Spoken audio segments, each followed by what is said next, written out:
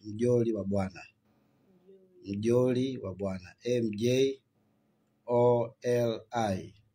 Hiyo mjoli nafikiri ndio ngumu zaidi kuitambua, lakini mjoli mbele wa Bwana, alafu jina langu mimi ni Potence. Kwa mjoli wa Bwana Potence. Yes, unaweza ukafungua hapo Facebook. Sasa hivi nimeshaingia live. Kwa unaweza ukaanza kufuatilia kipindi hiki ili kwamba tuwe pamoja. Watu waliwale najua mpo, watu wa Lindi, Ndanda, watu wa Masasi, maeneo mengine hapa The Loveness. Na Chingwea, Tandahimba. Mbelege nafika mbali sana. Kwa watu wote maeneo ukanda wote huwa kusini. Ni saa yenu sasa ya kusikiza neno la Mungu. Karibuni mjoin kipindi kupitia Facebook hapo, unaweza ukaingia na unaweza pia ukalike, unaweza ukacomment kama neno la Mungu nimelisikia na barikiwa namna hiyo kwa ajili ya utukufu wa Mungu. Ukipata nafasi unaweza ukashare na ndugu zako wakapata kuona, rafiki zako wengine wakapata kuona. Ni vizuri unaposhare neno la Mungu. Watu wengi pia wanashare vitu vingine vingi ambavyo vinawafaa wao, lakini na sisi watu wa Mungu basi tuna tabia ya kushare mambo ya Mungu ambayo yanatufaa katika ufalme wa Mungu. Haleluya. Moja kwa moja nijitambulishe, jina langu naitwa mchungaji Potence Kajuna. Wale ambao hajanisikia, naitwa mchungaji Potence Kajuna, nimeokoka, nampenda Kristo Yesu, ni Bwana na ni Mwokozi wa maisha yangu. Toka nimeokoka mpaka sasa kwa kweli naona ni baraka, ni faida, ni neema, ni kuongezeka, ni kufanikiwa. Yaani ukisikia kwa Yesu kuna raha. Ni raha kweli kweli. Kwa Yesu kuna raha kweli kweli. Kwa hiyo tunapata neema tukiwa ndani ya Yesu Kristo. Maisha yetu yote hivi kuishi ni kwa sababu ya Yesu Kristo. Kwa hiyo ndio jinsi ambavyo tumeitwa hivyo. Na nina mke mmoja na watoto 3. Kwa hiyo utambulisho ni msingi sana kufahamika, angalau unanisikiliza naona nitazamo, je, mchungaji mchungaji Kajuna ameokoka, ameoa, ana watoto kabisa. Yes. Kwa hiyo tuendelee na somo letu wakati huu, ila nitaanza kufungua kwa maombi. Alafu tuanze kujifunza ujumbe wetu wa leo. Kama alivyosema hapa dada Loveness, andaa peni yako, andaa daftari yako, uweze kuandika. Natokea kanisa la Betheli, Ruangwa mjini. Ruangwa mjini, kanisa linaitwa Betheli, ndio ninapotokea.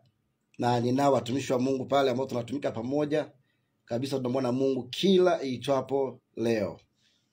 Ndio. Basi naomba nifungue kipindi chetu hiki kwa maombi sasa.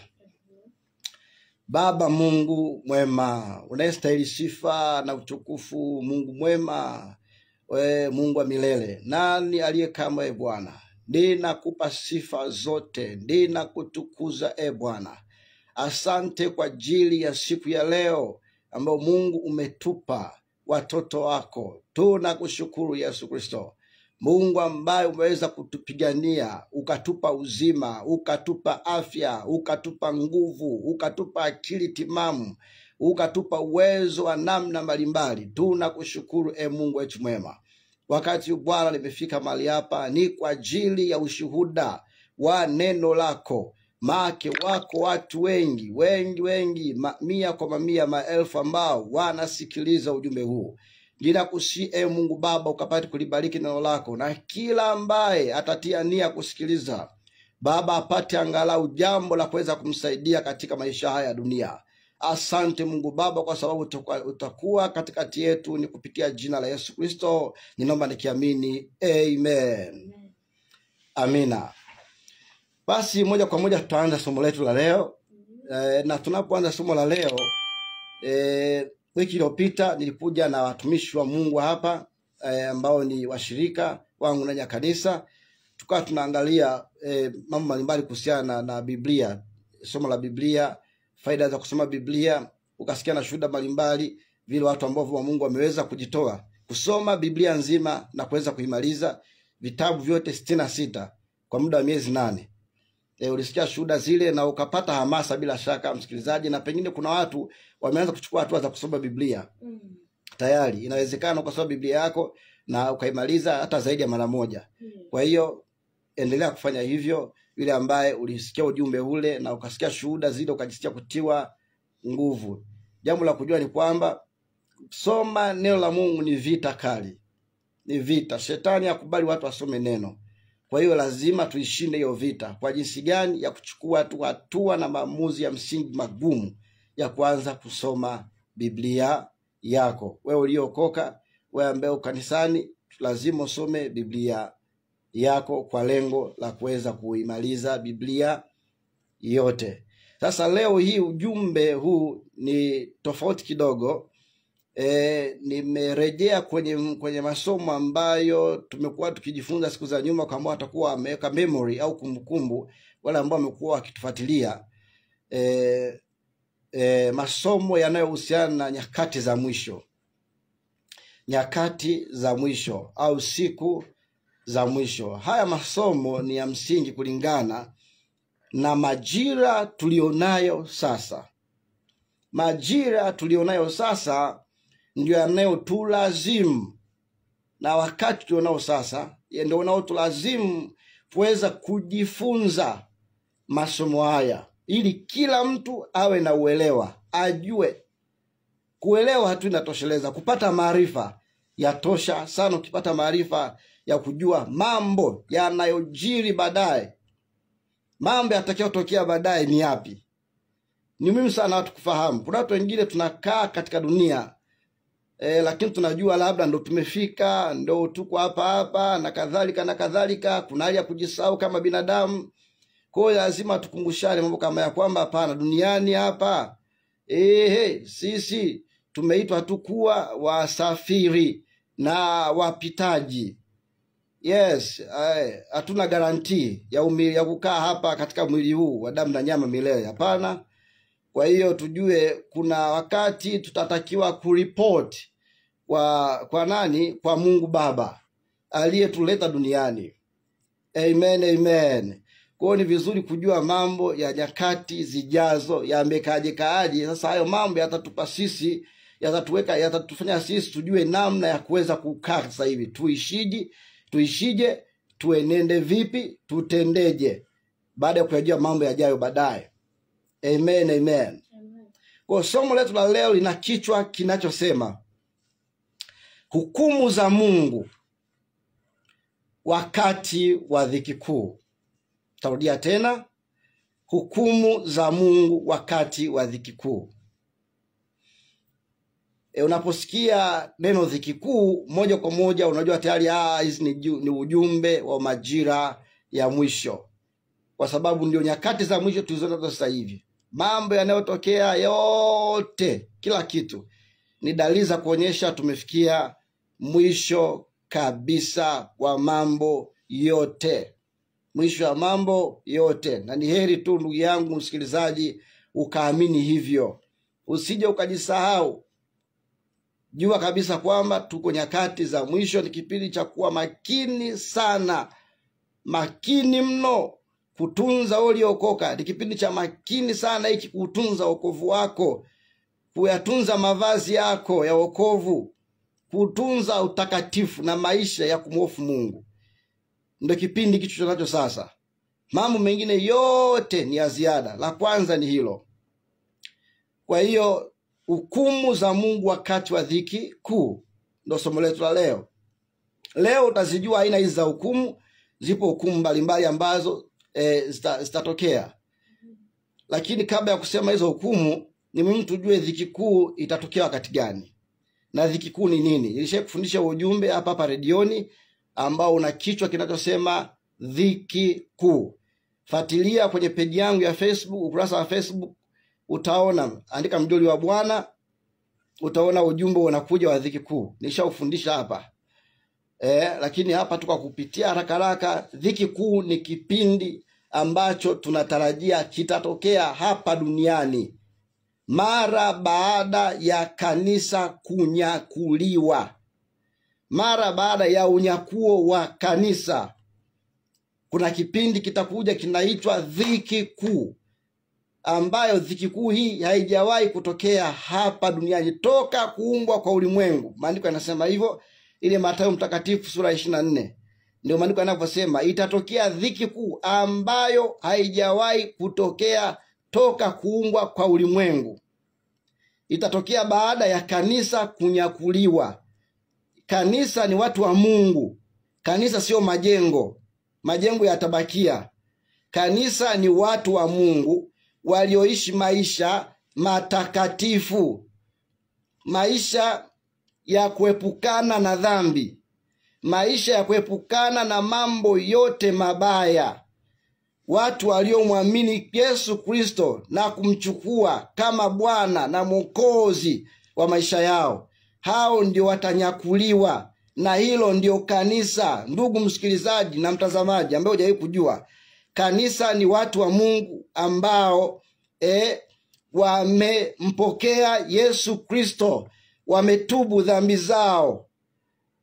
Wametubu dhambi zao kwa kumaanisha na kuto kuzirudia tena. Hilo ndio kanisa ambalo litanyakuliwa. Na unyakuo utatokea lini? Unyakuo wa kanisa utatokea majira yote, hakuna ajuaye. Mimi sijui. Lakini kwa sababu ya nyakati zilizonazo sasa, ni dhahiri kabisa unyakuo wa kanisa unaweza ukatokea muda wowote. Muda wowote utakaompendeza Mungu, ajua yeye. Kazi yetu sisi ni kujiweka tayari kwa ajili ya kunyakuliwa kama watu wa Mungu. Kwa unyakuo utatokea muda wote, ni tukio la ghafla. Kanisa litaondoka duniani. Ni kufumba na kufumba, yani kufumba na kufumbua. Tayari kanisa limeondoka. Ni tendo la ghafla. Tendo la ghafla, rapture au unyakuo. Na maandiko yamesema wazi, sisi tulio hai, mfano Yesu Kristo akirudi sasa, sisi tulio hai hatutawatangulia waliolala mauti katika Bwana, waliokufa katika Bwana, hapana. Sharti kwanza wao Yesu Kristo atakapokuja mawinguni, watafufuliwa kwanza wale waliokufa katika Yesu, watakatifu ambao wamekufa sasa hivi, wamelala, wamepumzika.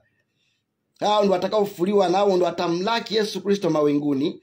Alafu sisi tulio hai tutabadilishwa. Kwenye kitabu cha Wakorintho wa kwanza sura ya 15 anasema hatutakufa sote, bali tutabadilishwa au tutageuzwa, tuwe na miili inayotufaa kuingia mbinguni, kwa sababu miili hii haitufai. Kwa sisi tulio hai tutabadilishwa, nasi pia tutamlaki Yesu Kristo akiwa juu mawinguni. Kwa hiyo huo ndio unyakuo. Kwa kifupi ni hivyo. Kwa hiyo baada ya unyakuo huo ambao nauzungumza, ndio kitafuatia kipindi cha dhiki kuu. Ndio kitafuatia kipindi cha dhiki kuu. Kwa hiyo somo hili la leo, hizi hukumu ni za Mungu mwenyewe wakati wa kipindi cha dhiki kuu. Sasa na hukumu hizi, mpendwa msikilizaji na mtazamaji, hizi ni hukumu za kinabii. Haya ni mambo ya unabii. Mambo ya unabii wa siku za mwisho. Kwa zipo hukumu za namna mbalimbali ambazo zitafanyika maeneo mbalimbali tofauti. Zipo hukumu ambazo zitafanyika mbinguni. Ukisoma Wathesalonike wa kwanza ile sura ya 4 mstari wa 16 mpaka 17 unaweza ukaona hizo ni hukumu. Na Wakorintho wa pili 5:6 hadi 10. Wakorintho wa pili sura ya 5 mstari wa 6 hadi wa 10. Hayo maandiko tutayasoma tu kwenye hukumu zenyewe, tukaanza kupitia moja baada ya nyingine. Na kuna hukumu nyingine ambayo itafanyika hapa duniani. Nimekwambia hukumu za mbinguni, na kuna hukumu ambayo itafanyika hapa duniani,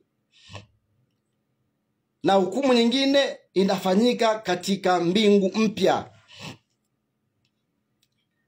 Sasa hukumu hapa duniani tunapata kwenye Mathayo sura 25 mstari wa 11 mpaka 15.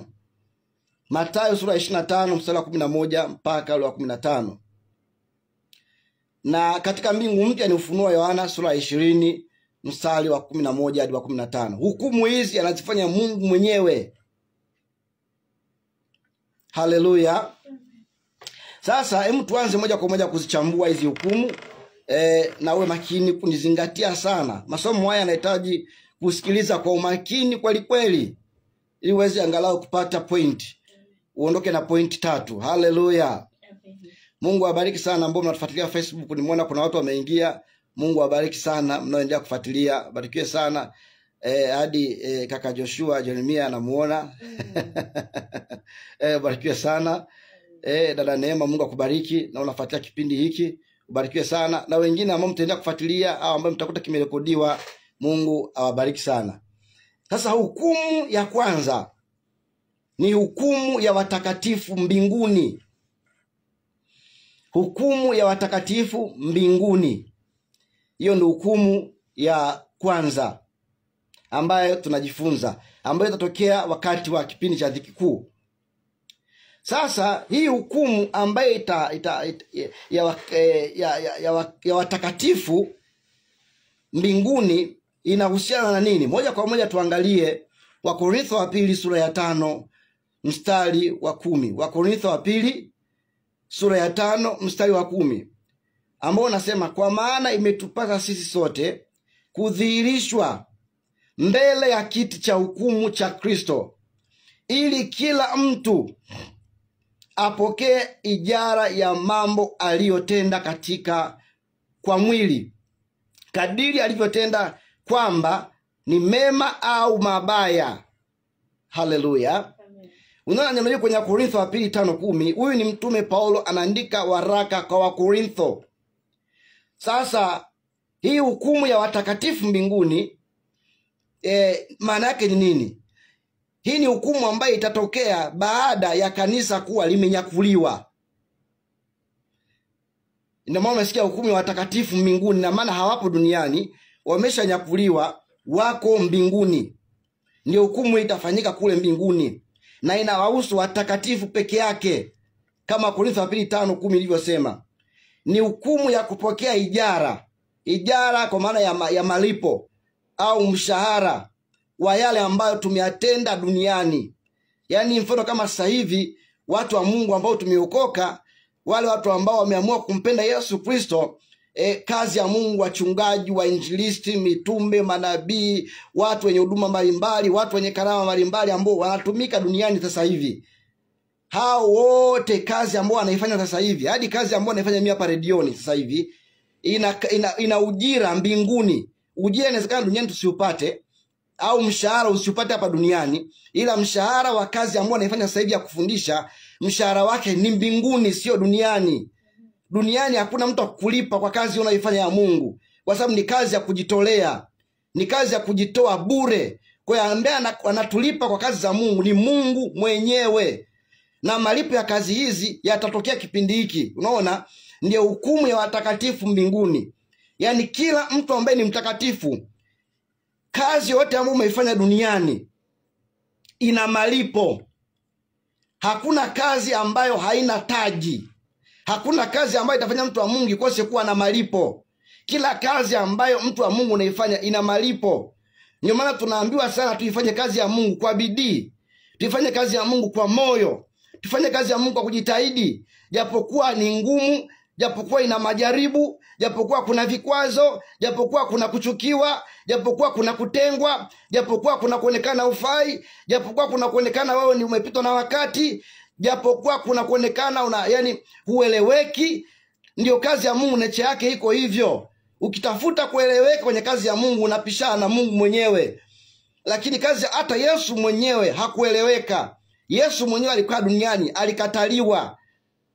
Kwa hiyo watakatifu, ifanyeni kazi ya Mungu.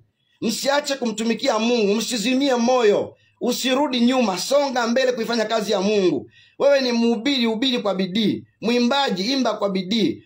Mtakatifu na azidi kujitakasa. Ndio maandiko yanasema hivyo. Fanya kazi ya Mungu bila kuzimia. Fanya kazi ya Mungu bila kuchoka. Watu wenye huduma za maombi, fanyeni bila kuchoka. Hiyo kazi ina ujira baadaye. Kwa hiyo hii ni hukumu ya watakatifu, itafanyika mbinguni.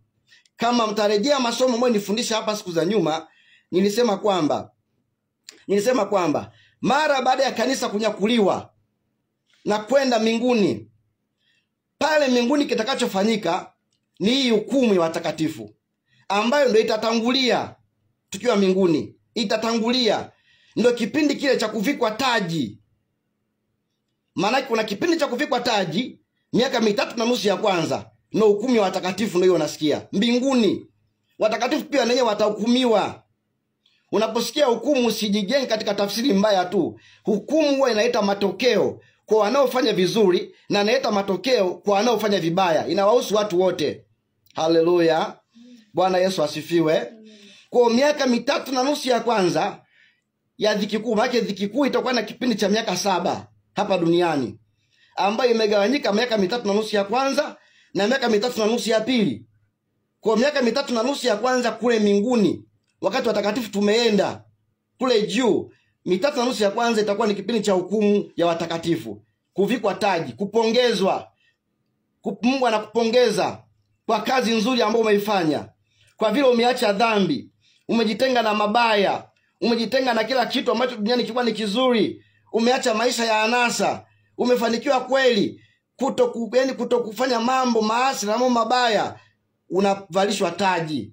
Somo la taji tutajifunza siku nyingine za aina mbalimbali. Zipo taji ambazo tutavikwa kule mbinguni. Alafu miaka 3.5 ya pili tukiwa mbinguni, kitakachofanyika ni kitu gani? Ni harusi ya mwanakondoo wa Mungu. Harusi ya mwanakondoo wa Mungu. Anasema kwenye kitabu cha Ufunuo wa Yohana, kama sijakosea ni sura ya 19. Anasema heri walioalikwa katika karamu ya harusi ya mwanakondoo wa Mungu. Hiyo ni harusi ya mwanakondoo na kanisa. Kwa hiyo hapo ni celebrations, hapo ni shangwe, hapo ni vigelegele, hapo ni makofi, kufurahia maisha matakatifu ya ushindi juu mbinguni. Kwa hiyo iko hivyo, hiyo ni hukumu ya watakatifu juu mbinguni. Sasa ukisoma kile kitabu cha Wakorintho wa kwanza, ile sura ya 3 mstari wa 12 mpaka 15, inasema, Wakorintho wa kwanza sura ya 3 ule mstari wa 12 mpaka 15. The Loveness, umepata? Wakorintho wa kwanza. Yes, Wakorintho wa kwanza sura ya 3. Maandiko ambayo tunayasoma haya utayasikia ili ujue kwamba sura ya 3 mstari wa 12. Ndiyo. Nasema, lakini kama mtu akijenga juu ya msingi huo, dhahabu au fedha. Twende wote. Nitakwenda kurudia. Anza tena. Lakini kama mtu akijenga juu ya msingi huo. Lakini kama mtu akijenga juu ya msingi huo, dhahabu au fedha. Dhahabu au fedha. Au mawe ya thamani. Au mawe ya thamani. Au miti ya majani. Au miti ya majani. Au manyasi. Au manyasi. Kazi ya kila mtu itakuwa dhahiri. Kazi ya kila mtu itakuwa dhahiri. Endelea. Maana siku ile itaithirisha. Kwa kuwa yatafunuliwa katika moto. Yatafunuliwa katika moto. Na ule moto wenyewe utajaribu kazi ya kila mtu. Na ule moto wenyewe utajaribu kazi ya kila mtu. Namna gani? Ni ya namna gani? Kazi ya mtu iliyojenga juu yake ikikaa itapata thawabu. Kazi ya mtu aliyojenga juu yake ikikaa atapata thawabu. Na kazi ya mtu ikiteketea itapata hasara, ila yeye mwenyewe ataokolewa, lakini ni kama kwa moto. Amen. Bwana Yesu apewe sifa sana. Amen. Kwa hiyo neno hili ambalo tumelisoma ni dhahiri kabisa, linatupa uhakika. Kumbe kazi zetu zitapimwa. Kazi zetu zitapimwa mbinguni. Yaani mchungaji, kazi yako unayofanya itapimwa. Mwinjilisti, kazi yako itapimwa. Sasa hapa hii hukumu ambayo unaisikia hapa na unavyoona Mtume Paulo anavyozungumza hapa kwamba lakini kama mtu akijenga juu ya msingi huo, dhahabu, unaona sasa, au fedha au mawe ya thamani au mti au majani au manyasi, kazi ya kila mtu itakuwa dhahiri. Yaani kila kazi itapimwa kwa moto. Hapa kinachozungumzwa hapa ni levels, ni ubora. Tunaangalia ubora wa kazi ya kila mtu, kwa sababu kazi, ubora unatofautiana wa kazi. Ubora unatofautiana. Hata darasani kwenye mtihani kunaambia anapata 100%, anafaa kwa ubora huo. Mwingine anapata 90%, mwingine ana 50, mwingine pia ana 10, mwingine ana 0. Kwa hiyo ni ubora wa kazi ndio unaopimwa hapa. Na unavyosikia hizi ni kama vile miaka tunasoma ya maandiko nikayanyambua katika hatua 5 za ubora. Kuna ambaye kazi yake itapitishwa kwenye moto. Unaona, kazi yake inafananishwa na dhahabu. Hiyo ndio level ya kwanza ya ubora. Mwingine kazi yake itafananishwa na fedha, lakini na fedha itapitishwa kwenye moto. Mwingine ni mawe ya thamani, kazi yake ina ubora wa mawe ya thamani, vito vya thamani, na yenyewe itapitishwa kwenye nini? Kwenye moto, hiyo kazi. Mwingine kazi yake ni kama mti, unaona, au majani au manyasi, itapitishwa kwenye moto. Kwa hiyo tafakari sasa, kama kazi ya mtu itakuwa ina ubora una viwango vya majani au manyasi au mti, hiyo kazi itateketea. Ndio maana Mtume Paulo amesema hivi, tutapata hasara. Yaani itakuwa ni hatuna faida. Lakini mtu huyu atakuwa ameokolewa kwa nini? Kwa moto, kama kwa moto. Ila kuna wengine kazi zao zitapitishwa. Dhahabu inapitishwa kwenye moto na inatoka inang'aa.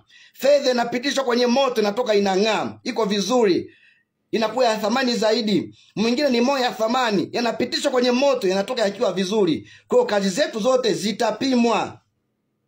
Na baada ya kupimwa katika viwango hivyo vya ubora ambavyo nimekutajia, kwa ngazi ya fedha, kwa ngazi ya dhahabu, mawe ya thamani, majani, mti na kadhalika, baada ya hapo ndio unaanza kupatiwa taji au ujira wa kila ambacho umekifanya hapa duniani. Haleluya, haleluya.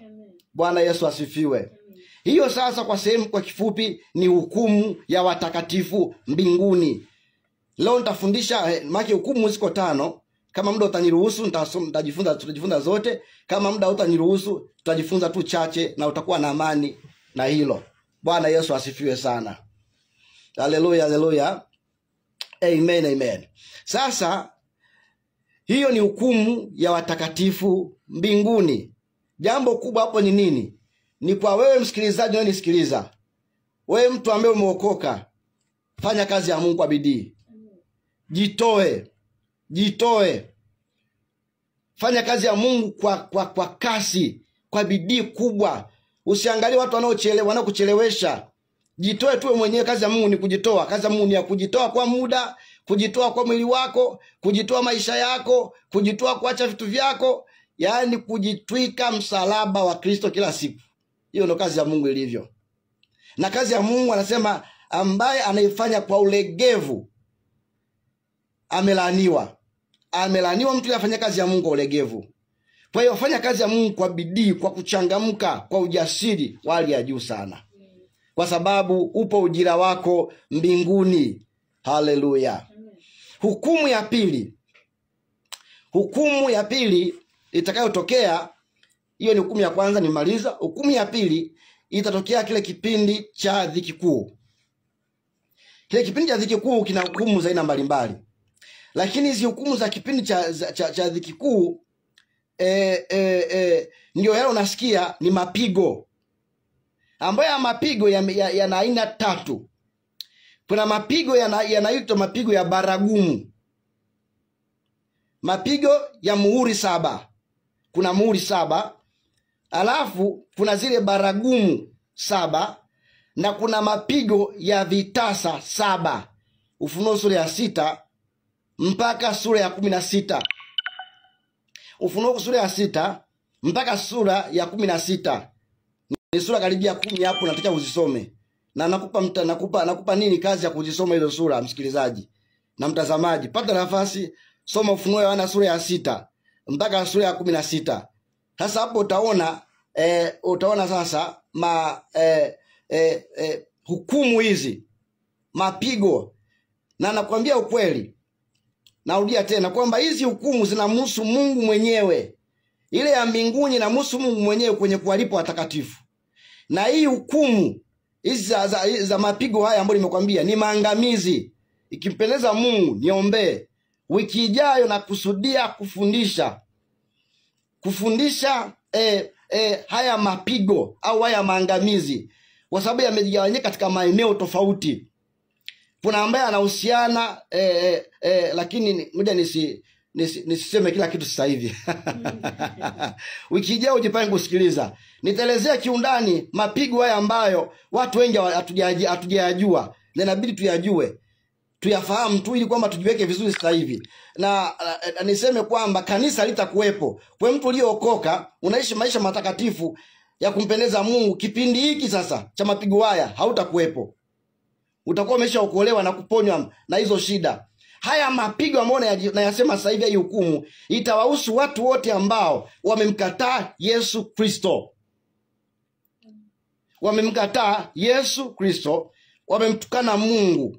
Mungu mwenyewe ataachia ya mapigo mwenyewe. Hiyo ndio hukumu itakayotokea kipindi hicho. Kwa hiyo kuna muhuri 7 na kuna baragumu 7 na kuna vitasa 7. Ambaye anaandika anaweza kaandika hivyo. Wiki ijayo tutajifunza hivyo vitu. Hiyo ni hukumu ya pili. Na kwenda hukumu ya 3. Bwana Yesu asifiwe sana. Amen. Hukumu ya 3 ambayo itatokea baadaye kulingana na unabii. Haya ni masomo ya kinabii, lakini ni unabii ambao uko dhahiri waziwazi kwenye kitabu cha Ufunuo wa Yohana. Hukumu kwa mataifa au hukumu kwa mataifa au hukumu ya mataifa. Hiyo ni hukumu ya aina ya 3. Hii ni hukumu ya aina ya 3 ambayo itatokea kipindi gani? Hii hukumu itatokea mwishoni wa miaka 7 ya dhiki kuu. Wakati gani? Wakati ulimwengu mzima, mataifa. Napozungumzia mataifa, hii lugha mara nyingi inaweza isieleweke, lakini tunapozungumzia mataifa, watu wa mataifa ndio sisi. Ukisikia watu wa mataifa ni watu wa mataifa mengine tofauti na taifa teule la Israeli. Kwetu sisi wa Kristo tunaamini hivyo, kwamba taifa la Israeli ndio taifa teule, ndio taifa ambalo Mungu ameliteua.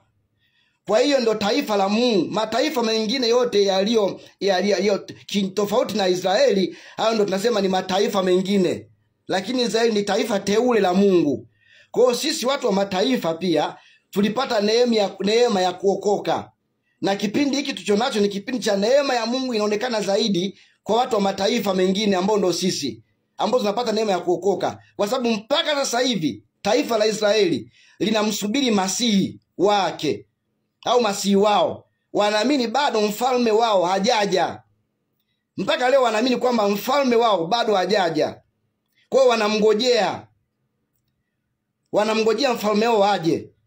Kwa hiyo sasa hawajamkubali Yesu Kristo hata alivyokuja, walimkataa. Ukisoma hilo Yohana sura ya 1 mstari kuanzia ule wa 10 na 11 na 12 na kuendelea, anasema alikuja kwa walio wake wakamkataa, ambao ndio Israeli. Kwa sababu hiyo wokovu ukawafikiria watu wa mataifa, ambao watu wa mataifa ndio sisi. Haleluya. Bwana Yesu asifiwe sana. Amen. Kwa hiyo sasa imekaa katika mkao huo. Sasa naendelea hapo kufanulia kidogo. Umeshajua watu wa mataifa kwamba ndio mataifa mengine tofauti na Israeli. Hii hukumu inawahusu watu hao. Ni hukumu ya mataifa wasio Wayahudi. Ndio inawahusu. Na itatokea mwishoni mwa miaka 7, wakati ambapo ulimwengu mzima au mataifa yote yatageuka kutaka kuliangamiza taifa teule la Mungu la Israeli.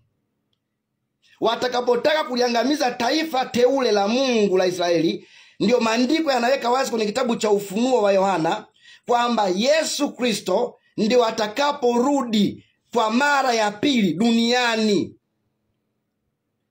Ukisikia ujio wa Yesu Kristo mara ya pili duniani, ndio huo. Yesu Kristo atakapokuja mara ya kwanza ni kunyakua kanisa. Ni kunyakua kanisa. Na Yesu akija kunyakua kanisa hata kanyaga duniani. Narudia tena, Yesu hata kanyaga duniani. Yesu Kristo ataishia mawinguni. Parapanda itapigwa mawinguni na malaika mkuu Mikaeli itapigwa mbinguni. Ndio watu watamfuata kule juu Yesu Kristo na kumlaki na kuingia huko juu mbinguni. Bwana Yesu apewe sifa. Kwa hiyo sasa mara yeye ya pili ya kurudi kwa Yesu atakanyaga ardhi hii ya dunia. Kama vile vile alivyoondoka, ndio vile vile atakavyorudi mara ya pili. Atakanyaga kwenye mlima wa Mizeituni. Yes, hallelujah. Mungu mkuu mwenye nguvu zote na uweza na mamlaka. Na ndo kipindi hiki sasa, mtu wa Mungu na mtu ananisikiliza, taifa la Israeli ndio litakapomkubali kwamba huyu ndio Masihi na huyu ndio mfalme wetu tuliyekuwa tunamngoja kwa miaka mingi aje. Ndio kipindi hicho sasa Yesu Kristo anakubaliwa na taifa la Israeli. Na ndio hapo sasa kitabu cha Warumi neno lile linatimia. Warumi sura ya 11 mstari wa 26. Naomba niangalizie Warumi sura ya 11 mstari wa 26. Neno hilo linatimia hapo kwamba taifa la Israeli, watu wa Mungu, wataokolewa wote. My God. Taifa la Israeli, watu wataokolewa wote. Israeli wote wataokolewa kwa sababu wote watamkubali Yesu Kristo kwamba ni Bwana wa mabwana na ni mfalme wao. Lakini mataifa, kumbuka, kati ya nchi za mataifa mengine yote yatakuwa yamegeukia taifa la Israeli. Mpinga Kristo ndio kiongozi mkuu. Nisikize, mpinga Kristo na nabii wa uongo, roho tatu za uchafu zinatenda kazi kwa kushirikiana na mataifa mengine kutaka kuifuta Israeli duniani. Ndio hapo ambapo Yesu Kristo hatakubali agano lake aliloliweka na Ibrahimu na Isaka na Yakobo lifutwe. Ndipo atakapokuja Yesu Kristo kulikomboa taifa lake la Israeli. Watamwamini Yesu Kristo. Na ndio hapo nasikia maandiko yanasema ya kwamba kila jicho litamuona, kila goti litapigwa na ulimi utakiri ya kwamba huyu Yesu Kristo ndiye Bwana. Haleluya. Bwana Yesu asifiwe. Haleluya, haleluya. Soma sasa Warumi sura ya 11 tuthibitishe andiko hilo. Mstari wa 26. Ndio. Hivyo Israeli wote wataokoka. Yes. Kama ilivyoandikwa, Mwokozi atakuja kutoka Sayuni. Yes. Atamtenga Yakobo na maasia yake. Ndio. Na hii ndiyo agano langu nao nitakapoondolea dhambi zao. Yes. Basi kwa habari ya Injili wamekuwa ishia tu hapo. Amina. Rudia tena kidogo hapo. Hivyo Israeli wote wataokoka. Okay. Hivyo Israeli wote wataokoka. Kama ilivyoandikwa. Kama ilivyoandikwa. Mwokozi atakuja kutoka Sayuni. Mwokozi atakuja kutoka Sayuni. Atamtenga Yakobo na maasia yake. Yes, yatosha. Atamtenga Yakobo na maasia yote. Haleluya. Amina. Na hili ndilo agano langu nao. Unasikia hiyo kitu sasa? Na hili ndilo agano. My God. Mungu ni Mungu wa maagano, mpendwa. Unanisikiliza na mtazamaji? Mungu ni Mungu wa maagano. Achilia mbali si wanadamu, tunaweka maagano tunayavunja. Lakini Mungu wetu ni Mungu wa agano. Sijui kama ushakuwa na upinde wa mvua. Upinde wa mvua ni agano la Mungu, kuna watu hawajajua. Mimi sifundishi sayansi hapa. Nina preach, ninafundisha neno la Mungu lilo hai. Niko nafundisha neno la Mungu, sio sayansi. Nafundisha neno la Mungu. Upinde wa mvua unaoona ni agano la Mungu aliloliweka kwamba sitaiangamiza tena dunia kwa maji. Kwa hiyo mvua unavyoona vile inakuja inanyesha namna ile, agano la Mungu alishaliweka. Kwa sababu mvua iliangamiza ulimwengu kipindi kile cha nyuma, kama mnakumbuka. Kile kipindi cha nani? Cha Nuhu. Kipindi cha gharika. Mungu aliinyeshea mvua dunia usiku na mchana, day and night. Asubuhi, mchana, jioni, usiku, mvua ilinyesha mpaka maji yalianzia kwenye kisigino, kwenye magoti yanapanda kiunoni mpaka kifuani. Watu wakaangamia wote. Alipona Nuhu na watu 8 wakaingia kwenye safina. Mungu baada ya hapo, Nuhu alimtolea Mungu sadaka ya kumshukuru.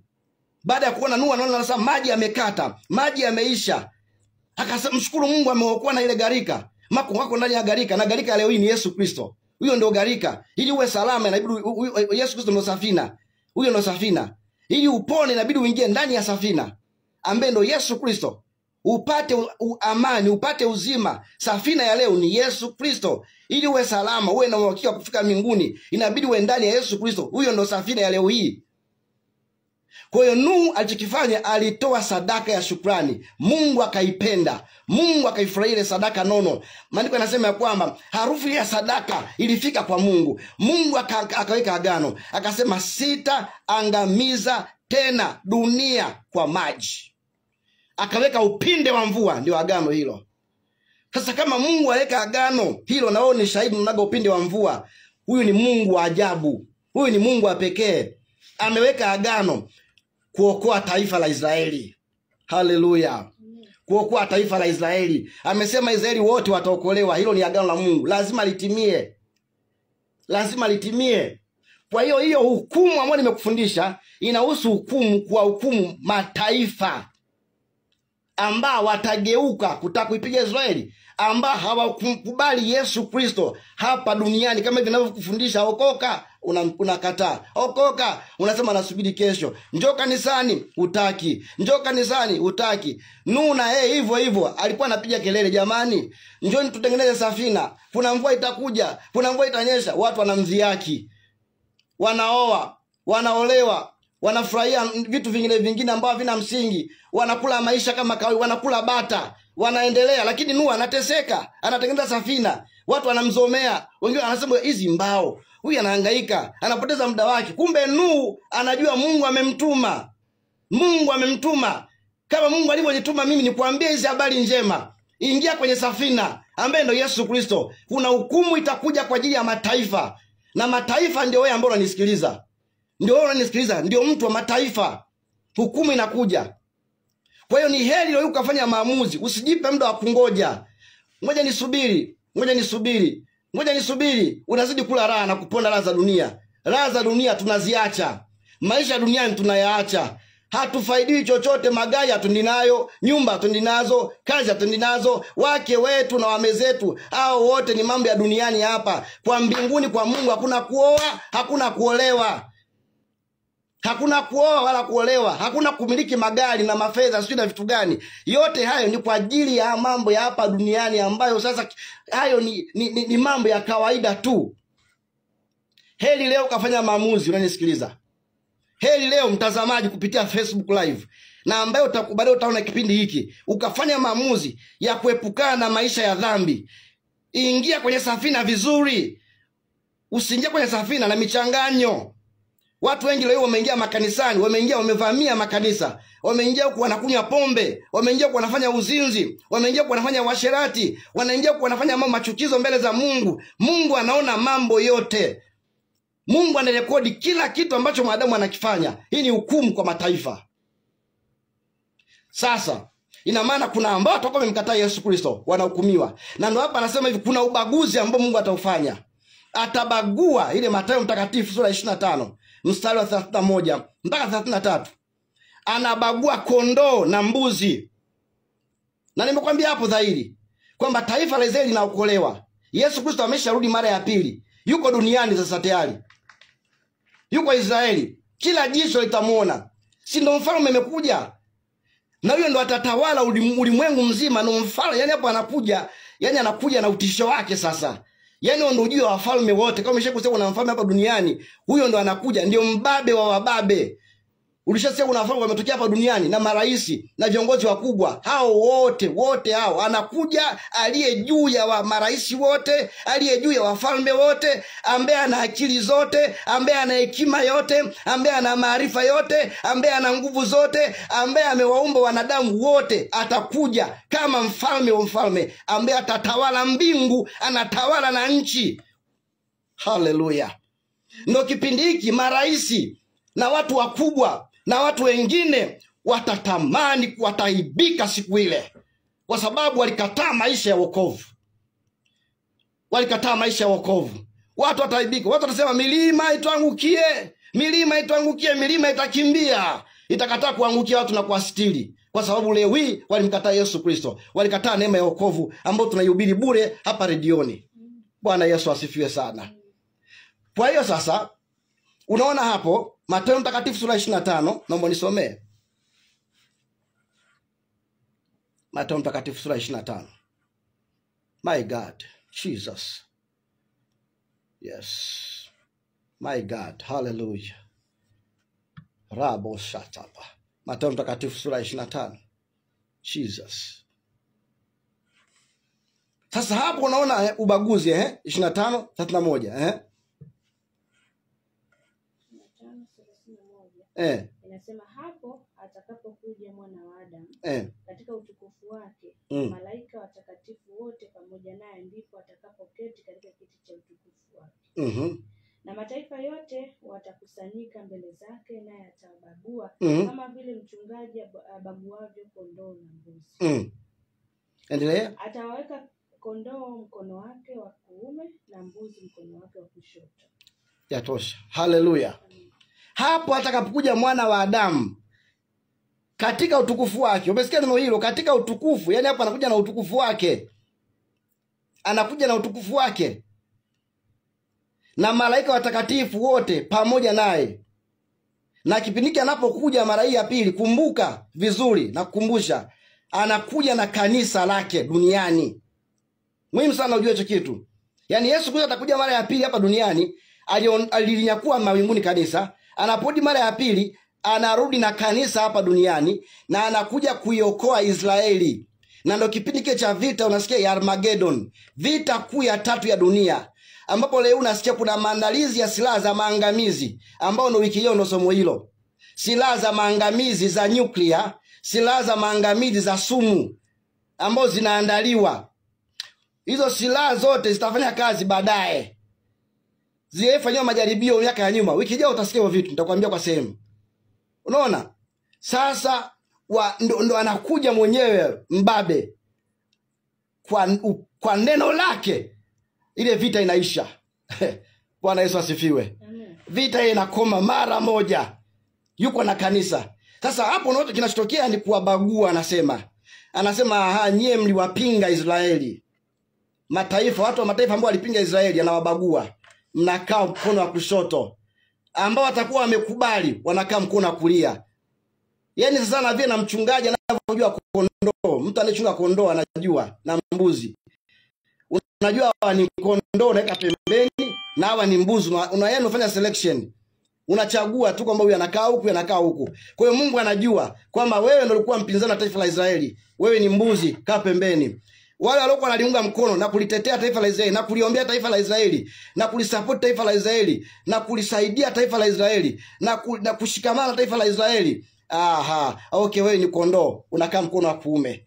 Tafsiri yake ni nini? Hao watu ndio wataingia kwenye kipindi cha miaka 1000 ya utawala wa Yesu Kristo hapa duniani kama Bwana wa mabwana na mfalme wa wafalme. Hapo ndio tunaingia kile kipindi cha milenia. Miaka 1000 ya utawala wa Yesu Kristo duniani. Hapa duniani. Yeye ndo anakuwa mtawala na kiongozi mkuu. Haleluya. Kipindi hicho sasa, mpendwa, zile roho 3 za uchafu, ambayo kuna roho ya shetani, yule joka wa zamani, alafu kuna mpinga Kristo na nabii wa uongo. Hawa wawili, nabii wa uongo na mpinga Kristo wake, hawa wawili kipindi hiki watakuwa wametupwa kwenye ziwa liwakalo moto na kiberiti. Bwana Yesu asifiwe. Haleluya, haleluya. Watakuwa huko. Shetani mwenyewe atakamatwa, atazuiliwa kwa miaka 1000 ili asikudanganye ulimwengu. Mpaka miaka 1000 itakapotimia, atafunguliwa tena shetani kwa muda mchache ili akudanganye tena ulimwengu. Ndio itakuja ile vita ya Gogu na Magogu, ambao nitaifundisha siku nyingine. Msikilizaji, mmenielewa? Kama utakuwa hujanielewa, nitakufundisha tu, hata kwa nafasi yako. Hata baadaye nitakapotaja namba yangu ya simu, unaweza ukaendelea kupata hii elimu, au nitakwambia uje kanisani tuendelee kujifunza sawa sawa na neema. Haya maarifa yapo na Mungu ameachilia kwa watu wake, na yanafundishwa makanisani tu. Hukumu ya 4. Hukumu ya 4 ni hukumu dhidi ya malaika. Hukumu dhidi ya malaika. Yes. Ndiyo. Hii ni hukumu dhidi ya malaika. Yuda sura ya 1 mstari wa 6 anasema, na malaika wasioilinda enzi yao wenyewe, lakini wakayaacha makao yao yaliyowahusu, amewaweka katika vifungo vya milele chini ya giza kwa hukumu ya siku ile kuu. Unaona? Sasa hii ni hukumu ya malaika ambao hawakulinda enzi yao. Shetani alipoasi mbinguni, aliasi na theluthi ya malaika. Theluthi ya malaika. Aliasi pamoja nao. Kwa hiyo hii ni hukumu inahusu hao malaika waliokengeuka. Alipokengeuka. Hiyo ndio hukumu yao. Ile Ufunuo Yohana sura ya 20, sura ya 20 mstari wa kwanza hadi wa 3. Anaposema, kisha nikaona malaika akishuka kutoka mbinguni mwenye ufunguo wa kuzimu na mnyororo mkubwa mkononi mwake, akamshika yule nyoka wa zamani ambaye ni Ibilisi na Shetani, akamfunga miaka 1000, akamtupa katika kuzimu, akamfunga, akatia muhuri juu yake, asipate kuwadanganya mataifa tena hata ile miaka 1000 itimie, na baada ya hayo yapasa afunguliwe muda mchache. Haleluya, haleluya. Ndiyo, hiyo ndio hukumu ambayo nimekuambia na kwanza nimegusia, hukumu ya malaika. Hapo sasa wanahukumiwa. Na nimekuambia pia mali fulani ambapo imeandikwa kwenye Ufunuo wa Yohana, kuna hukumu ya kwenye ziwa la moto, ambao hii ni mara ya pili. Shetani baada ya kuwa amefunguliwa kuzimu, unaona, anasema atatupa katika liwe ziwa liwakalo moto na kiberiti. Sasa huo ndio mwisho wa mambo yote utakapokuwa umefika.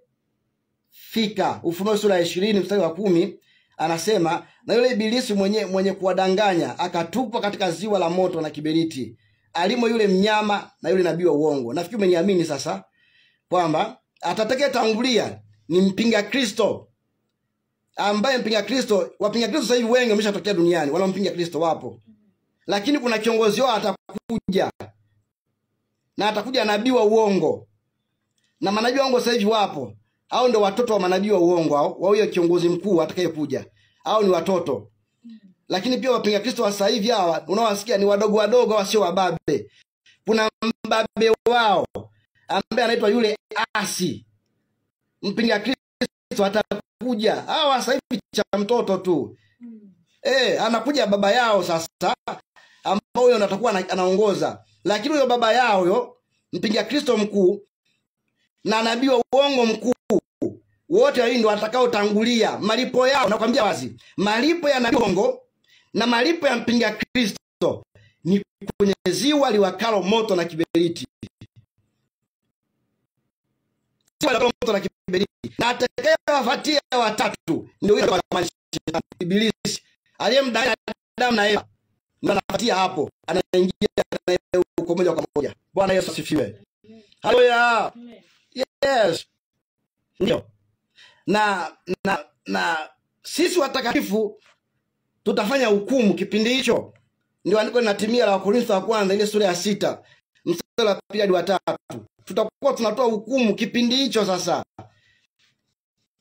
Nikwambia sasa watu msihukumu mwingine. Unaweza kama anasema hivyo. Usihukumu. Wenye nani anataka hukumu? Sisi hatuhukumu. No. Sisi tunakueleza neno mlio aliyapinda. Kazi ya kuhukumu na hukumu, na hukumu hizo unazisikia sasa hivi. Ziko wazi. Ziko wazi. Mungu anaye hukumu. Maana ya kuhukumu anafanyaje? Anatoa maamuzi ya mwisho. Kwamba bwana tubishane sana. Wewe ni mchungaji. Wewe umeokoka. Hukumu yako ni hii, nena mbinguni. Wewe ni Mkristo kweli, lakini uko unaishi maisha ya dhambi. Hukumu yako ni hii. Tusikane sasa hivi, tusiwe na mgogoro wote sasa hivi, tumsubirie mwenyewe baadaye au nazi lini. Ndio mtu wa hukumu, ndio hivyo nasikia sasa. Na ikiwa ulimwengu utahukumiwa na nini? Unaona sasa, je, hamstahili kukata hukumu hizo ndogo? Hamjui ya kuwa mtahukumu malaika? Unaona kitu kama hicho? Kwa hadi sisi tutahukumu malaika, tutahukumu ulimwengu, watu wa Mungu zama hizo. Bwana Yesu asifiwe sana. Amen. Yes, sasa hapo nimekuambia angalau kwa sehemu hiyo hukumu ya malaika. Sasa hiyo ni hukumu ya malaika walio asi au majoka hayo. Nimekuambia mpinga Kristo, nabii wa uongo, na kadhalika na malaika ambao watakuwa wameasi, theluthi ya malaika walioasi. Na kwa sababu kuna malaika ambao wamefungiwa, na kuna malaika ambao tena wanasema wanazuoni na wanatheolojia kwamba kuna malaika wale wakorofi ambao hawajafunguliwa mpaka sasa hivi. Hao ni hatari zaidi.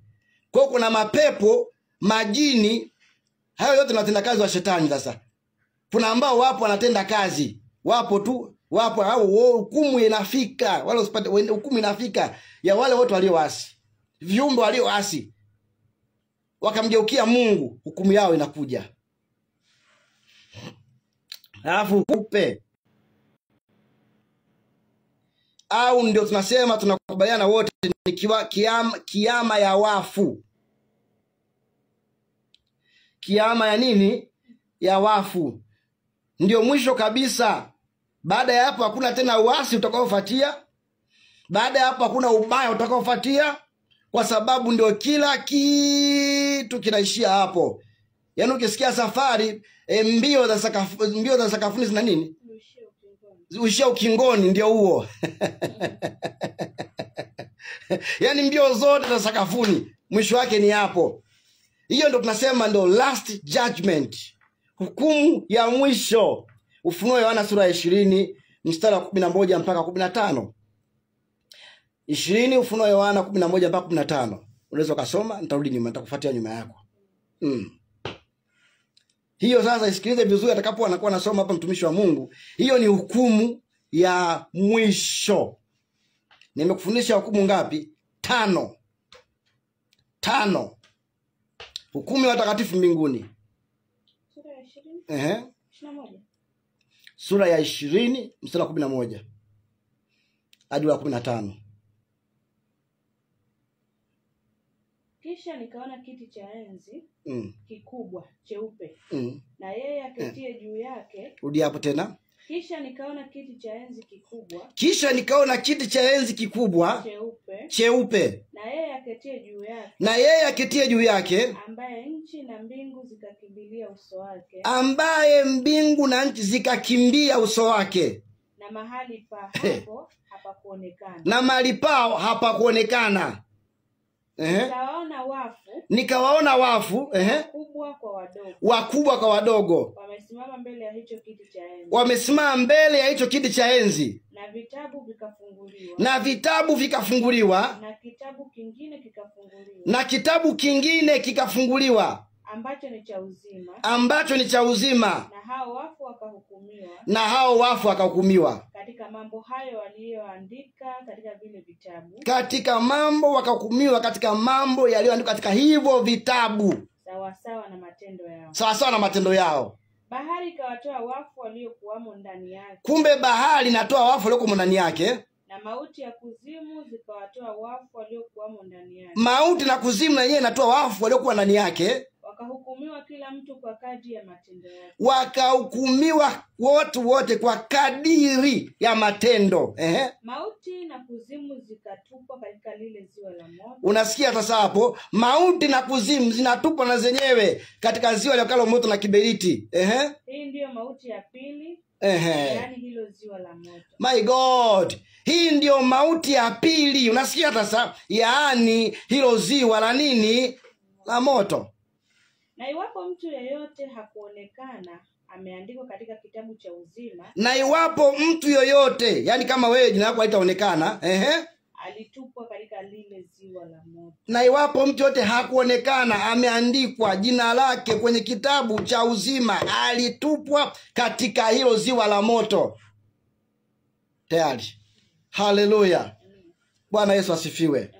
Hiyo ndio hukumu ya mwisho, ndugu msikilizaji na mtazamaji, ambapo wafu wote toka Adamu, watu wote vitabu vinafunguliwa. Mungu ni shahidi yangu. Nimekuja hapa redioni, nimefundisha somo la kitabu cha uzima. Nilikuwa na mwalimu Lenzi and John. Tumefundisha somo la kitabu cha uzima.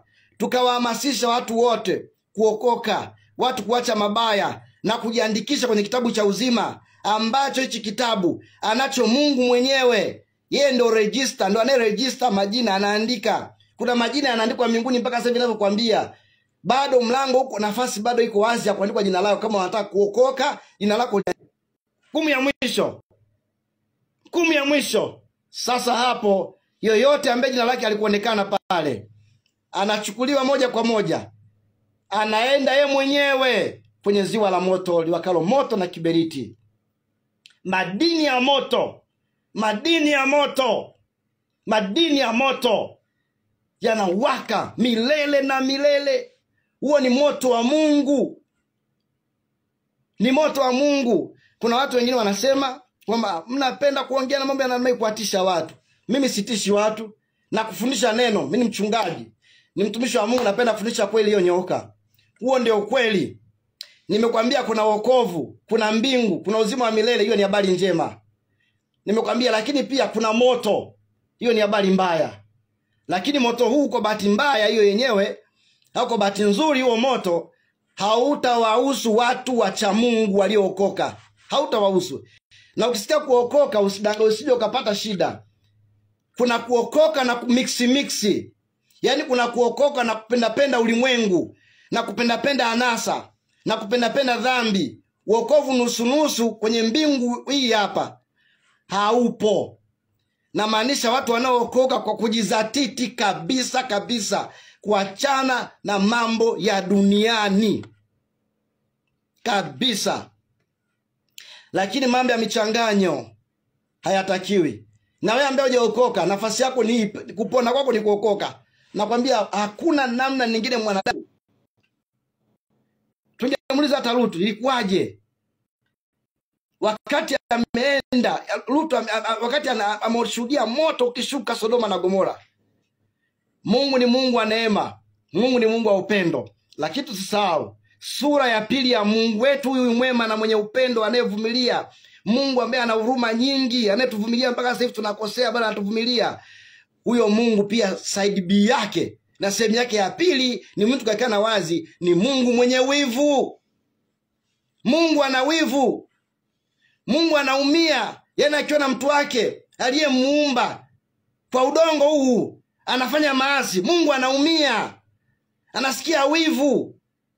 Kumbuka kwenye kitabu cha Mwanzo aligairi akasema huyu mwanadamu sasa niliyemuumba na gairi. Na gairi kabisa. Sasa Mungu hapendi machukizo. Shetani alidanganya ulimwengu. Alimdanganya Adamu na Eva, dhambi kaingia. Lakini Mungu hapendi watu watende maasi. Ndio maana ametupa neema ya kumpata Yesu Kristo. Ili kupitia Yesu Kristo tuishinde dhambi. Tushinde mambo mabaya. Tumtafute Mungu wa kweli. Tuepukane na hukumu mbaya. Tuweze kupata hukumu ya watakatifu mbinguni, ambayo wewe hukumu tu inahusu kupima kazi yako uliyofanya duniani. Nimekufundisha hukumu 5 na kumaliza somo hili na hitimisha kusema hivi. Nimekufundisha tumejifunza hukumu ya kwanza ni hukumu ya watakatifu mbinguni. Hukumu ya pili ambayo tumeiona ni hukumu za dhiki kuu. Hii ni ya 3. Hukumu ya 4 ni hukumu za malaika. Malaika walioasi, watendao ubaya sasa hivi, ndio mapepo yanavaa watu nini. Mambo ni mengi mpendwa. Mambo ya rohoni ni mengi. Haya unayoona duniani hivi, mambo ya rohoni ni mengi. Ubaya wote unaoona sasa unadhirika kwa macho ya damu na nyama. Sijui na hayo mambo yote ni uchache. Rohoni ndio kuna mambo mengi yamesheheni. Mambo ni mengi. Ni heri kumkimbilia Yesu tuwe salama wote. Kwa hiyo ni hukumu ya malaika. Na hukumu ambayo nimekwambia nyingine ni hukumu ya mwisho. Nikufundisha hukumu 5 ya tosha kwa leo hii. Sasa basi baada ya somo hilo pengine sijajua kama kutakuwa kuna maswali kulingana na muda wetu. Kama atakuwepo nitashukuru. Kama pia kutakuwa kuna maswali itakayempendeza Mungu ni hivyo. Bado amani ya Kristo itakuwa inatawala. Lakini na baada ya somo hili nitaomba kwa watu ambao watakuwa wamekusudia maamuzi ya moja kwa moja. Kuna mtu mwingine anasema natamani nije kanisani lakini haji. Ni bora tu uje kanisani kwa sababu haikusaidii chochote. Miaka yetu 70, 80 ni miaka ambayo wala haitupasi kujivunia chochote kile. Mwanadamu hauna ujanja wowote ule. Mungu tu huyu akisema tu ana kidogo tu ile. Wewe unaona ukiumwa kichwa inakuaje? Unahangaika hospitali, kichwa tu malaria, yani kambuka moja. Kama mtu kamoja kana tukosesha amani. Ni heri tu uweke maisha yako salama. Ukisema nakuja kanisani, njoo kanisani. Ukisema natamani kuokoka, okoka kweli kweli. Tafuta kanisa la watu waliookoka. Nenda kaabudu huko, kasali, mtafute Mungu.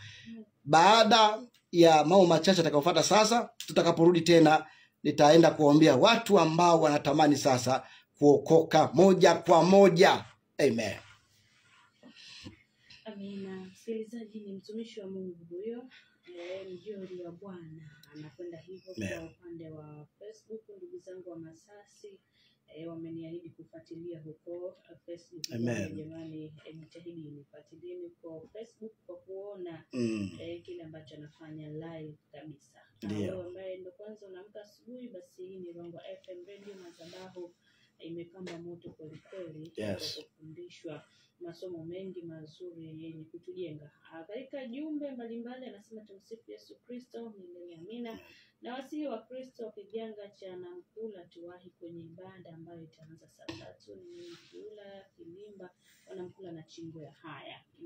Huyu anasema Bwana apewe sifa. Amina. Dada lako hapo kuna nyimbo inapiga kwa mbali wakati mtumishi anaongea hapo, hiyo nyimbo inanibariki sana. Inaitwaje? Hawa ni Bella Kombo na Evelyn Ndio pamoja na Neema Gospel Choir. Mungu ni mmoja. Unaweza ukaitafuta. Anasema naitwa Engineer Dennis Kipese, ndio Sugu Rongo kutoka Chimbo la Beto Mbamba Bay. Nimeelewa vizuri somo la mtumishi, lakini kuna sehemu inanichanganya. Kuna sehemu imemchanganya. Ametaja watu fulani. Akasema hawa wanaamini zikukuu itawakumba watakatifu, na sisi wa Jumapili tunaamini zikukuu itawafumba waovu. Mathayo 24:21. Wapi ni sahihi? Na je, kipi kitaanza kati ya zikukuu na unyakuo? Kipi kitaanza kati ya dini? Ya zikukuu na unyakuo. Ndio. Alafu anauliza kuna wenzetu ndio fulani wanaamini kwamba wanaamini zikikuu itawakumba watakatifu. Na sisi kwenye upande wa Jumapili tunaamini zikikuu itakumba waovu. Wapi ni wapi? Na akisema Mathayo 20 kwa sababu hata kipindi cha dhiki kuu bado kuna watakatifu watakuwepo kwenye kipindi cha dhiki kuu. Kuna watu ambao wataokoka kipindi kile cha dhiki kuu, watapambana hiyo dhiki kuu kabisa, watapambana. Sasa lakini kwa habari ya kanisa, sasa kuna ufanuzi ambao naomba niulete, ambao kwa muda huu sasa utatosha tena, muda tumesha kwenda, lakini nitamani nilete na maandiko ambayo yanaonyesha moja kwa moja utendaji wa Mungu ulivyo, uzoefu wa Mungu wetu ambao tunaona kwenye maandiko, vile ambavyo amekuwa akiponya watu wake kabla ya maangamizi. Tumeona hivyo kipindi cha gharika, kwamba kabla ya gharika mvua kali kunyesha, Mungu alifanya jitihada za kuokoa watu wake. Mungu hawezi akaangamiza watu wake, yani akawapitisha kwenye mateso watu wake ya namna hiyo ili kwamba wamuasi. Hapana. Ni kawaida ya Mungu kuwaepusha watu wake na matatizo. Kwanza anawaokoa. Kwa sababu hata kipindi hiki ujue kanisa inapitia kwenye changamoto, kwenye dhiki ya kanisa. Sasa hivi tuna dhiki ya kanisa, ambapo maandiko yanasema ni dhiki ya kanisa. Sasa hivi tupo tunapitia kukataliwa. Kuna watu wanatengwa na wazazi wao. Kuna watu wanafukuzwa kisa na wameokoka. Ni dhiki ya kanisa. Kuna watu wanauawa kwa sababu wameokoka. Ni dhiki ya kanisa sasa hivi. Kwa hiyo ni dhiki ya kanisa, lakini tunapozungumza habari ya unyakuo wa kanisa, inabidi linyakuliwe. Mungu atanyakua kanisa kabla ya mateso haya kutokea. Lakini kipindi cha dhiki kuu, wapo watu ambao wataokoka kabisa na watakutana na mateso makali ambao pia mpinga Kristo atayaachilia kwao, kwa sababu hawamfuati yeye, wanamfuata Yesu Kristo. Wiki ijayo utaliweka vizuri hiyo swala. Amen. Ameelewa na tasubiri pia maelekezo mengine. Ndio. Anasema Bwana Yesu asifiwe. Amina. Anaitwa Jeuri Mguya, anapatikana Mbalapala. Jumapili njema kwa waumini wote wanaosikiliza Rongo FM Radio.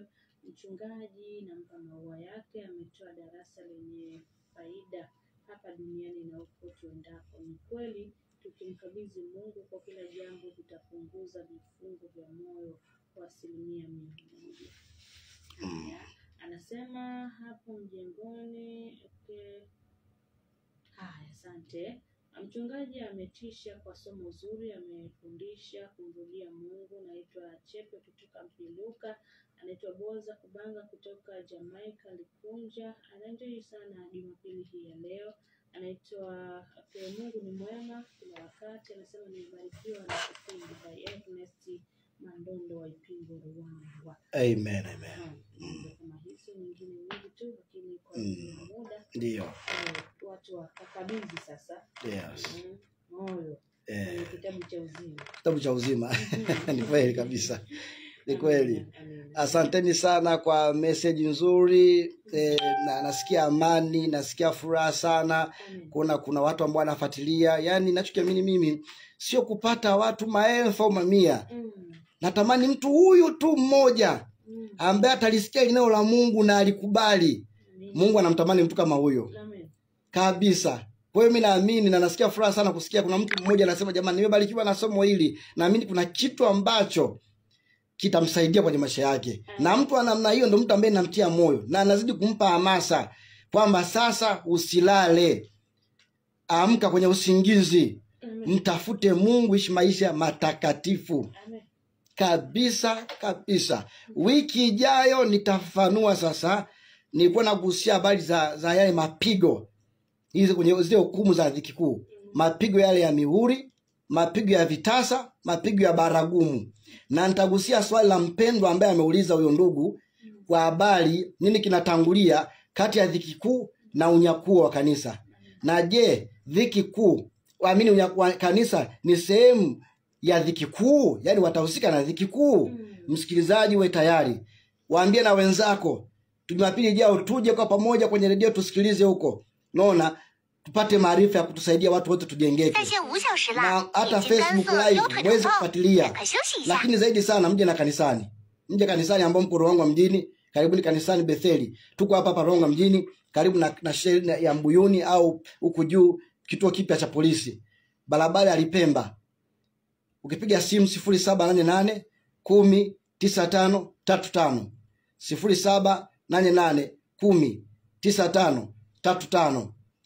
Utapata maelekezo ya kufika kanisani. Hata leo hii tuna ibada. Hivi ninavyozungumza tayari kuna ibada inaendelea ya shule ya Jumapili. Hata ukija saa 4 kamili utakuta kuna ibada inaendelea pale ya moto mpaka majira ya saa 7 kamili za mchana. Kwa hiyo karibuni watu wote, tunawapenda. Karibuni kanisani, tujifunze maarifa haya, tufundishane kwa sababu mchungaji sijui kila kitu. Natamani na wewe nisikie kutoka kwako. Natamani tushikishane iko pamoja sasa tuweze kumpendeza Mungu kama mwili wa Kristo. Naomba niombe kwa ajili ya wote ambao wanataka kutubu dhambi zao. Ambaye unasema nimesikia neno, kwa hiari yangu natamani nibadilishe maisha. Mfumo wa maisha ya dhambi siutaki tena. Kama ni dhambi nimetenda sana. Kama ni bangi nimevuta sana. Kama ni sigara nimevuta sana. Kama ni uzinzi nimefanya sana. Kama ni washerati nimefanya sana. Kama ni wizi nimefanya sana. Kama ni kuua niliua sana. Kama ni ukorofi wa namna wote ambao umeufanya na unasema nimechoka kuufanya huo uasi, siuhitaji tena. Ipo nguvu ya Mungu itakayo kusaidia kuanzia leo. Utakapotamka ya maneno ambayo yataambatana na nguvu za Mungu, utakuwa umetubu dhambi zako ukikiri ya maneno. Toka moyoni mwako ukiri kwamba unaamua kuokoka, unaamua kuachana na dunia, unaamua kuachana na dhambi. Hata kama uliokoka ukajiingiza kwenye dhambi za uzinzi, ukarudi nyuma kwa sababu dhambi ya uzinzi inakokota watu wengi sana. Ukarudi nyuma kwa sababu ya dhambi ya uzinzi. Baada ya sala hii utakuwa tayari umesamehewa, na itabidi sasa baada ya hapo uanze kumtafuta Mungu kwa bidii isiyokuwa ya kawaida. Rudia maneno hayo ambaye mtu anatamani kuokoka, uliye mbali sana na ambaye uko karibu na ambaye unatufuatia live kupitia Facebook. Naomba the love tutakuwa na pia ukirudia maneno haya ili kwamba wenzetu kwa pamoja waweze kusikia. Sema hapo ulipo, Bwana Yesu, nimesikia neno lako. Nimekubali mwenyewe. Nimegundua mimi nina hatia. mimi ni mkosaji, nimetenda dhambi kwa sababu sikujua au nilijua. Bwana, kiburi cha uzima kilinipoteza, lakini leo hii ninakurudia. Ninaomba unisamehe dhambi, makosa, hatia na uovu nilioufanya. Naomba unisamehe. Ninakubali kuokoka kuanzia leo hii. Naomba uniokoe. Sihitaji kutenda dhambi tena kuanzia leo. Ninamkataa shetani na kazi zake zote juu ya maisha yangu. Asante Yesu kwa kuniokoa. Asante Yesu kwa kuniponya. Katika jina la Yesu. Amen. Mara baada ya kusema maneno haya ambayo umeyasema, yameambatana na nguvu za Mungu, tayari umeokoka. Maneno hayo tayari umeokoka. Dhambi zako zilikuwa nyekundu kama bendera, zimekuwa nyeupe, zimefutwa, zimekuwa nyeupe kama theluji.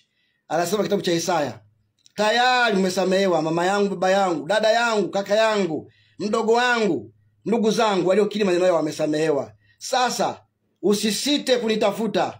Usisite kuniambia, mchungaji nimeokoka, naomba niombee. Usisite kutafuta maelekezo ya kanisa gani ukaabudu.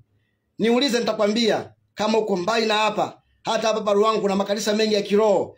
Unaweza kutafuta kanisa zuri la watu wa Mungu waliookoka. Nenda kasali hapo, kajisitiri hapo. Kuna wachungaji wengi wazuri Mungu amewaita. Nenda kajisitiri hapo, ili mradi tu kajifunze kweli ya Mungu.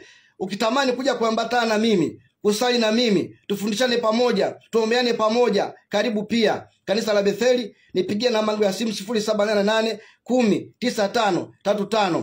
Tutazidi kufundishana na kuombeana. Baada ya kukia maneno, naomba nikuombee sasa mimi mwenyewe, ili nguvu za Mungu zikushikia hapo. Na kuna watu ambao walikuwa na magonjwa, una magonjwa yametokana na majini na mapepo. Kuna watu wengine wanateseka, dhambi zinawavuta kwa sababu ya majini na mapepo ambao wamerushiwa, wanajiingiza tu kwenye maulevi, kwenye mauzinzi, kwenye mawasherati, uvutaji wa bangi, kujichua, ushoga na mauzinifu na maanasa. Nitakapoomba maombi haya, hata walio na magonjwa yaliyoshindikana mahospitalini, umetumiwa dawa, umeshindwa kupona, Mungu atakufungua sasa hivi. Maana hivi ninavyozungumza kuna nguvu za Mungu ambazo zinatembea majira haya kwenye studio hizi. Nakwenda kuomba sasa kwa ajili yako. Baba Mungu, katika jina la Yesu, tizama Bwana, watu wako ambao wameokoka, waliokiri maneno haya, ninawasogeza mbele zako. Ninakuomba Roho Mtakatifu uwalinde dhidi ya shetani, uwalinde dhidi ya dhambi, uwalinde dhidi ya maasi. Bwana, wape neema, uwasaidie. Ipo neema ya kuwawezesha kuishi maisha matakatifu. Yanawezekana maisha ya ushindi, yanawezekana maisha ya kuachana na ulimwengu na dunia, yanawezekana. Baba, naomba wasaidie, wape neema ya kuishi maisha matakatifu, maisha yanakupendeza, kukimbia dhambi, kuepukana na kila mambo mabaya ambayo Mungu wetu huyapendi. Ninaomba wape neema, naomba wasaidie, naomba watetee zile roho za giza ambazo zinawakusanya na kuwatia kwenye nguvu za uasi na uovu. Ninazikemea kwa jina la Yesu Kristo. Ninazikemea kwa jina la Yesu Kristo. Baba Mungu mwenye uweza, wakati huu sasa ninawaleta wote ambao ni wadhaifu. Kuna wagonjwa Mungu wako hospitali, wana hali mbaya sasa hivi. Wengine wako hapa Ruangwa, wengine wako Liwali na Chingwea, wengine wako maeneo mbali ambako ujumbe utafika. Yote ambayo ujumbe utamfikia kupitia mitandao hata kijamii ambao Mungu umeachilia teknolojia na maarifa siku za mwisho. Kuna watu ambao watasikia ujumbe huu. Wote ambao watakuwa wanaumwa, wapokee uponyaji, wafunguliwe Bwana. Neno lako liambatane na nguvu ya uzima ya kufungua watu na kuachilia uzima. Ninatamka uponyaji sasa kwa huyo baba ambaye ni mdhaifu, kwa huyo mama ambaye ni mdhaifu, kwa huyo mtoto ambaye yuko hospitali amelazwa, apokea uponyaji. Watu wote wenye shida mbalimbali na wanatamani kufunguliwa na kupona, pokea kufunguliwa. Wenye shida za hernia, pokea kufunguliwa. Wenye shida za magonjwa ya tumbo, pokea kufunguliwa. Wenye kansa ziondoke. Wenye mauvimbe tumboni, uvimbe kwenye mgongo, uvimbe kwenye miguu, uvimbe kwenye macho, pokea uzima. Uvimbe ukuachie, uvimbe ukuachie, uvimbe ukuachie kwa jina la Yesu. Kwa jina la Yesu ninaachilia nguvu ya Mungu itembee. Sauti inayesikia asikie nguvu ya Mungu inaingia, ambayo inaondoa malaria, ambayo inaponya UTI, ambayo inaponya maumivu ya mgongo, ambayo inaponya ugonjwa wa macho, ambayo inaponya ugonjwa wa masikio. Kwa jina la Yesu, wasiosikia, viziwi pokea kusikia, vipofu pokea kuona, viwete pokea kutembea, vilema wafunguliwe. Pokeni muujiza wote, pokeni muujiza wote, pokeni neema wote, pokeni kubarikiwa wote katika jina la Yesu. Wale wote Mungu aliwakusudia, na watakia amani, na watamkia baraka, na watamkia na watamkia mafanikio mema, na watamkia uzima, na tabiri uzima, na tabiri uzima. Mauti wachie, watu wasife katika dhambi kwa jina la Yesu Kristo. Baba Mungu, wote na wachia kwako, maana Mungu niwe mwenyewe umewafungua, niwe mwenyewe umewaponya. Sifa zote na utukufu wote ukurudie wewe Mungu uliye hai. Wewe ndiye unayeponya na kuokoa, wewe ndiye unayeponya na kufungua. Sisi ni vyombo vyako, na sisi ni watumishi wako. Unatutumia Bwana kwa nguvu ambazo umeziachilia ndani yetu, unaponya na kutakasa watu wako. Asante Bwana, ninakushukuru kwa neema ya pekee, hata kuwa kwenye studio za Ruangwa FM Radio mahali hapa Bwana. Asubuhi imekuwa ni madhabahu yako. Asante maana nimekuwa hapa na kipindi kimekwenda vizuri. Asante kwa ajili ya msikilizaji wangu, asante kwa ajili ya mtazamaji wangu ambaye amenifuatilia na ambaye atafuatilia baadaye. Asante Bwana kwa watu wote. Asante kwa ajili ya uongozi wa radio hii. Ninakushukuru Bwana kwa ajili ya viongozi. Asante kwa ajili ya wafanyakazi wote. Baba Mungu, liinuliwe jina lako na litukuzwe. Asante kwa ajili ya siku ya leo na ibada hii nzuri, katika jina la Yesu Kristo Bwana. Amen. Amen. Namba yangu ya simu unaweza kunipigia 0788 109535. 0788 109535. Karibuni sana kanisani, hata kuanzia sasa saa 4 watu wa Ruangwa.